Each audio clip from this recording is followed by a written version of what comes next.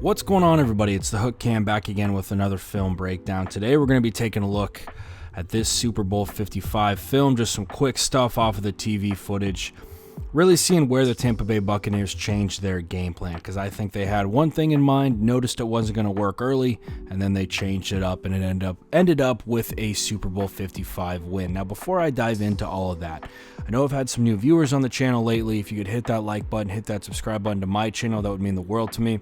Putting out content as much as I can, got a podcast going, breaking down film, thinking about branching out into some other stuff, but just having a little fun with a YouTube channel. That's really all it is. So if you enjoy it, hit that like button, hit that subscribe button. That would mean the world to me.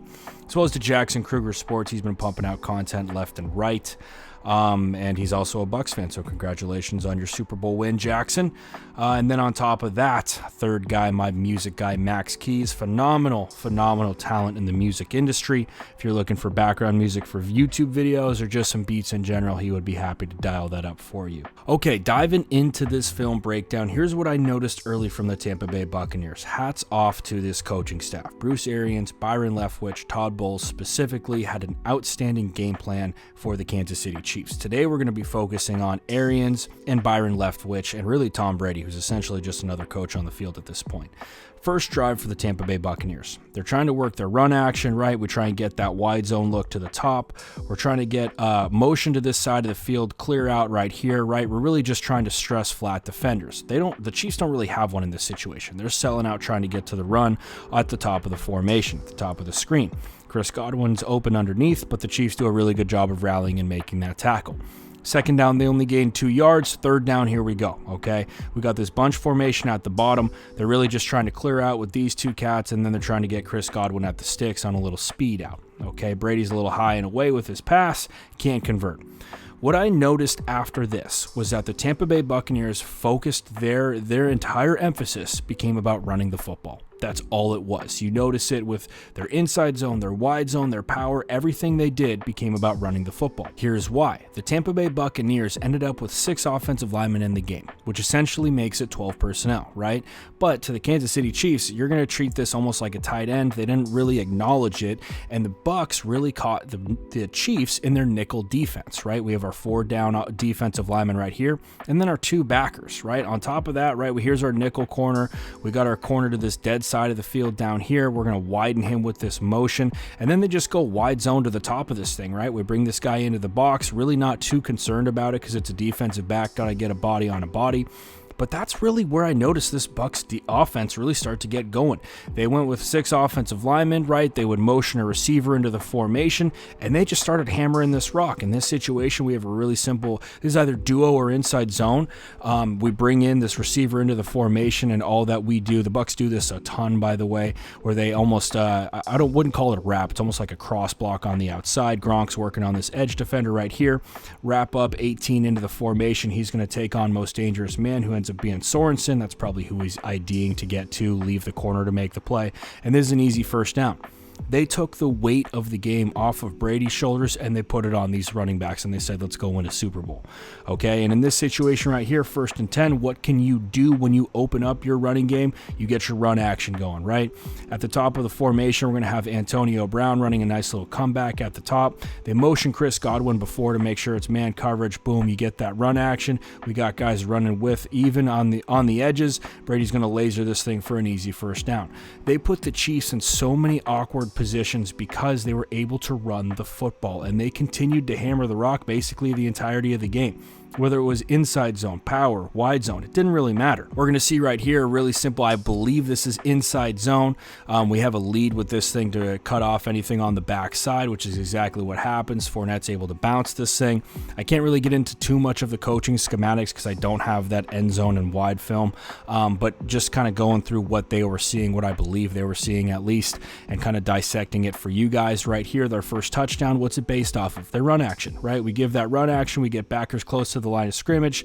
49s, Sorensen's even looking downfield at this thing. Gronk's wide open in the flat. Easy touchdown for the Bucs. Everything they did after they figured out, hey, if we emphasize and we prioritize running the ball, getting the Chiefs in bad situations when we go with our 6 offensive linemen, our heavy package, right, or our 12 personnel. We're going to get these guys thinking running game, and then it's going to open up stuff for us when we start throwing the football based off of our run action. Right here, we have the Bucs who are going to go and put in their second touchdown of the day. Once again, what's it based on? Their run action, right? We get that run action. We get backers coming up to the line of scrimmage. They're manned up on the outside. We see Brady look off 2 or 3 receivers, comes back to Gronk, easy touchdown. And it's tough. It's tough, man. It's tough to run man coverage and run with guys like Mike Evans, Chris Godwin, Gronk all game. Right, but on top of that, you got Brady making excellent decisions on third down. Fournette does a really good job check releasing in this situation. Backers are going to vacate. They're going to move back. Depth is your friend when you're in coverage, and that's exactly what happens for an easy first down.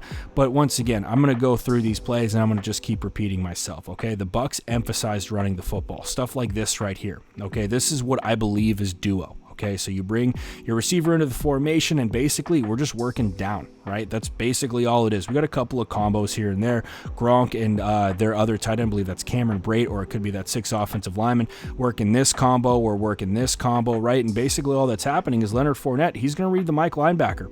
If the Mike linebacker comes up to fill, we're going to bounce this thing to the outside. Very, very easy read. Fournette's an absolute tank of a back. He's going to pick up an easy 3 or 4 yards. It's not like the Bucs were gashing the Chiefs for 20-plus yards a carry. No, what it was is the death by 1,000 cuts. The worst thing that can possibly happen to you in football. The death by 1,000 cuts. Teams running the football, and you have absolutely no option. You can't defend it. I expected the Chiefs to jump into more of their base, right, into more of their traditional 4-3 stuff. They did, but it was almost too late at that point. Anyway, going on now to what else the Bucs were able to do with this run action, right? What we're going to see right here is Gronk work upfield and friction. This looks like it's going to some sort of a sweep to the outside. We pull our center. When you pull your center, you're going to get backers. You're going to get safeties coming down into the box. We see Tyrann Mathieu just take that little hesitation step forward, and then he bails back here trying to get to his landmark. Gronk's going to be open in the middle of the field, and there's no middle of the field player because he's working to the 2 receiver side at the top, and we end up getting ourselves in trouble right there for the Kansas City Chiefs. And then this right here is just poetry in motion. This is absolutely beautiful. You got to love stuff like this. Me as an offensive line guy, I know I do. We have our 6 offensive linemen in the formation right here, 2 tight ends. This is your jumbo, heavy package, whatever you want to call it. Pick a heavy animal. That's what you call this thing. And we're basically just working down with everything, right? We got a combo right here on this power. These 2 are going to be working on, the center's going to be working down. We're going to work a combo right here with our guard and our tackle. We're going to pull right here with our backside guard, and we're going to work to kick out whoever that most dangerous man is. As Sorensen works into this gap, 84 is going to take him on that upfield shoulder. We can see him try and dive underneath that, but we got 74 on 35. This is an easy touchdown for the Tampa Bay Buccaneers, and it just continued to be that. And it really was the death by 1,000 cuts for the Kansas City Chiefs. We see right here, once again, what's this based on? It's based on your run action, right? Now you got these backers so nervous about it. They're coming up to the line of scrimmage because you got to come up, you got to fill. As soon as you see Brady stand up in the pocket, now we're working back into our zones. And once again, that vacates. You leave Fournette out there. Who's trying to man up with him? Nobody's in the area. Easy first down for the Bucs. The slow death, man. There's nothing worse than that in football. And then right here, this is a phenomenal play by 12. Okay, he checks this thing at the line of scrimmage. They had something else dialed up. You see him give the little signals with his hands right there, the alert. And all they do with this is they work their down and their kick out. Nice little toss action they got out here. Just taking advantage of the edges of that defense. Outstanding job from the Tampa Bay Buccaneers. This really was a phenomenally coached game from Bruce Arians, Byron Leftwich, and Todd Bowles. I mean, they did such a good job of scheming up the Chiefs, making those in-game adjustments and being able to come away with a Super Bowl victory after a lack. It was really only their first 2 drives where they got stopped, right? It wasn't like they had, it was like they were working late into the first half without putting up points. They did a really good job of controlling the clock, keeping Patrick Mahomes off the field, doing stuff defensively that I'll get into in another video, and then being able to score when they need to, win that field possession game. The Bucs played an outstanding game today. They really did, and a lot of that is owed to Brady being able able to coach basically on the field. That Bucs coaching staff putting those guys in the right position. A lot of good things coming out of Tampa, and it doesn't sound like it's going to stop anytime soon, since I think Tom Brady's going to play till he's about 50. So anyway, guys, that's all I got for you today. Hope you enjoyed this video. If you did, if you could hit that like button, hit that subscribe button to my channel, The Hook Cam, as well as to Jackson Kruger Sports. That would mean the world to both of us. Also, check out my boy Max Keys. That's all I got for you today, folks. Hope everybody's staying safe, washing those hands, and I'll see you next time.